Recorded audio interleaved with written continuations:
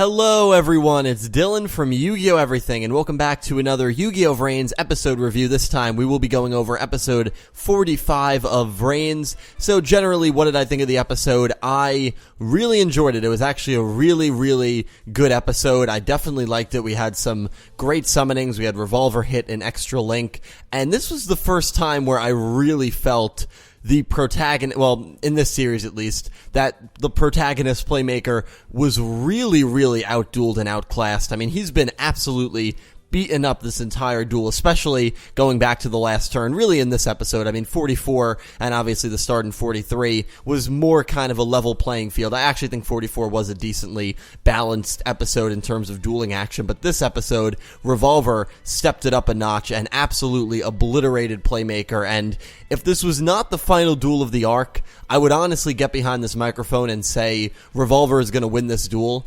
I would have expected Revolver to win, and it just would have made sense for him to win and Playmaker's first loss to come against a guy who summoned 5 Link 4 dragons and hit an extra link. I mean, it makes sense. It's not even a shame to lose in that duel, but of course it is the final duel of the arc, and most likely Playmaker is going to win. They're not going to kill off all these characters if the Tower of Hanoi goes off, so Playmaker is going to win, and whether most likely 46 will be the final episode. The reason a lot of people have been saying that, including myself, again, Ending 3 is confirmed to start episode 47 on April 11th. That's when we're just assuming that we will get our new season. But I guess there's a possibility this duel will go into 47 or 48, and the new season will technically start in late April. Who really knows? But anyway, the duel begins with Revolver already having a very upper hand, and his battle phase was over with, so he wasn't going to obviously attack Playmaker again, even though he claimed pretty heavily and implied pretty heavily that he wanted to defeat Playmaker this turn. So what he does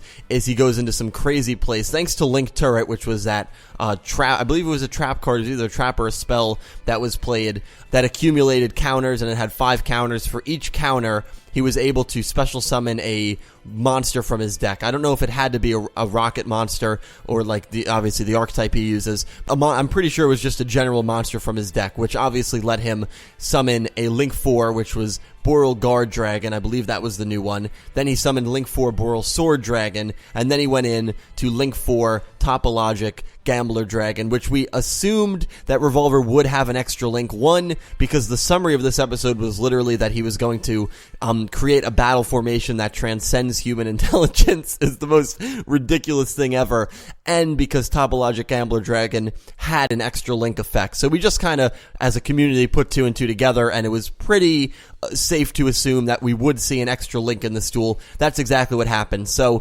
Topologic Gambler's extra link effect, I believe it's a little different in the anime than in the real game. 3,000 damage to your opponent, and you destroy all the cards in your opponent's hands, and literally cannot be negated. The attack cannot be negated. The only reason that Playmaker survives this. I also love that when Topologic Gambler Dragon was being summoned, you had Ignis yelling "no" as it was being summoned. I did laugh at that. Ignis has been growing on me a little more, and I also think we got a decent amount of character development, not only for him but for Playmaker. Obviously, we see the Cyberse world. Getting a little ahead of myself though.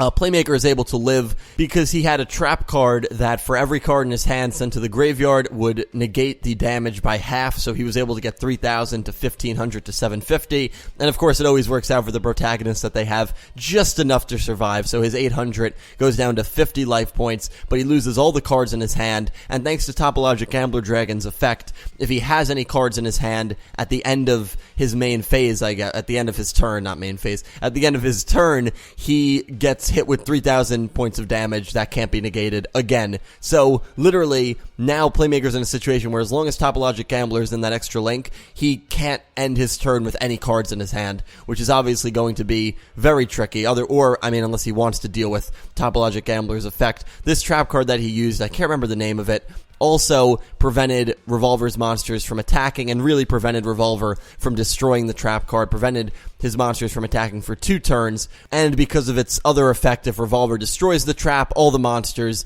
get destroyed on the field, and his monsters lose their effects as well, so they couldn't, save themselves. So, yeah, Revolver in a great spot, but unfortunately for him, can't attack his next turn. Playmaker sets a card, Revolver obliterates the card thanks to, I believe, Boral Guard's effect or Boral Sword's effect, and Playmaker, again, can't even set cards, is completely outclassed in this duel.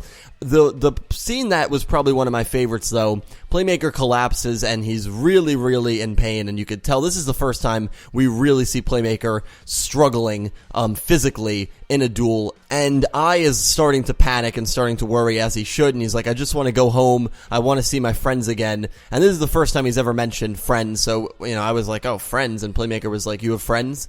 And not in a dick way like that, and I just goes, yeah, we all lived peacefully in the Cyberse world, and we saw the Cyberse world, which honestly looked beautiful, and we saw all six eyes, or six Ignis, and this is the first time that we really see these Ignis again since episode 1, at least all 6 of them, and I'll probably show all the pictures of them on screen right now. There was nothing, well, actually, there was something to note. A line that we have been interpreting, especially myself, probably myself more so than anyone else. The very first episode, I think it's like the third line of the show, honestly, being hated has its perks, and we've always interpreted that, especially me, where does this mean that I is kind of evil, that he did something evil back in the Cyberse world that made the other Ignis hate him? A few other people had speculated that maybe the other Ignis were evil and wanted to end humanity or attack humanity, and Ignis, the eye that's on Playmaker's duel disk right now is the one that went against them, so maybe I was seen in more of a heroic light. We didn't really know what that line meant, but we drew a lot of theories from that line because for 45 episodes now, that line has been untouched, and that's been one of the biggest resounding mysteries of the show. Unfortunately, it seems it was probably the most basic answer we could have gotten, where I was just hated because he was lazy and people didn't like that. And we see him riding Link, I believe it was Link Karibo, right? We see him riding Link Karibo, not really doing his work, and Ignis, I also said that the Ignis split the tasks equally among all 6, so if someone's not pulling their weight, the other people are going to have to make up the slack for it, the other Ignis. So it makes sense that if he's being lazy and not getting his work done, the other Ignis are going to be annoyed with that, and we see the blue Ignis, the only girl Ignis in the Cyberse world that we know of the 6, was the one who confronted him and clearly got annoyed as he flew away on his Link Karibo. So, being hated has its perks. They found him to be annoying because he was lazy. It's as simple as that. Unless there's something deeper there, but I'm not going to overanalyze that. I genuinely take him at his word. I think I really was vulnerable in that scene when he was talking about the Cyberse world, and he even says, contrary to what Revolver thinks, we don't hate humans, we just want to live in our world, we want to mind our own business, even though Revolver did say that that's, this war between the Cyberse, or even it was Kogami that said it, isn't going to come from the Ignis wanting to destroy humans, it's going to come from the humans wanting to destroy the Ignis because they feel threatened, and then the Ignis are going to retaliate, and that's where it's going to come from. So what Ignis is actually saying, what I is actually saying, I keep switching between Ignis and I, kind of lines up with what Kogami and Revolver were saying, right? That it's not going to come from, these Ignis having a bloodthirst to destroy humanity. The end of humanity is going to come because we're going to attack the Cyberse, and we're going to attack the Ignis and artificial intelligence because we feel threatened, and they're going to retaliate, and that's where this war is going to come that ends humanity. So, although I in this scene is saying, like, we don't want to attack humans, that's kind of what Kogami was saying. It's not going to start from them. So I thought that was very interesting. But Playmaker shows a lot of development. One of my favorite lines of this episode is when I says, I'm going to pray that you draw a good card, and Playmaker remembers his line from the very first episode, the end of the first episode, where Playmaker just goes, oh, I thought you didn't pray, and Ignis is like, well, I'll pray this one time. So I thought that was very funny. That was nice, and that's Playmaker. He was also smiling and laughing a bit.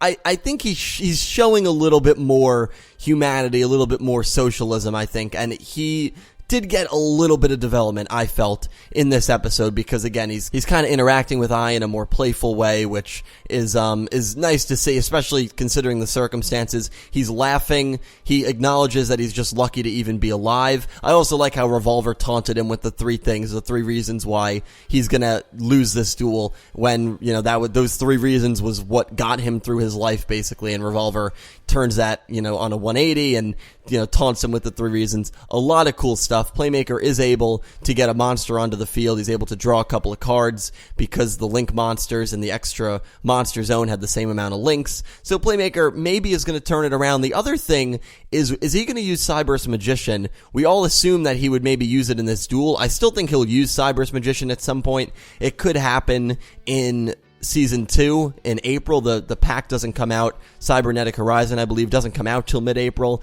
So there's no guarantee that he's going to use it in this duel, and I don't really see, especially with how monstrous Revolver's field is, I don't really see how he's going to use it in the next episode. I'm not sure if he will, but I still would be very, very surprised if he didn't use it at some point, especially in the next 5 to 6 episodes. Very well could use it in Season 2. So anyway, guys, I'm going to wrap up there. 46, which probably is the season finale. I am going to read the summary and go over the summary and cast list with you guys tomorrow. And next week, I am going to do a live reaction to that episode, along with, again, another review. So anyway, I hope you guys enjoyed. Definitely a lot to talk about. Please leave all your thoughts down below in the comment section. I will talk to you down there. Thank you, as always, for watching. Thank you for the constant support, and I hope you have an amazing day.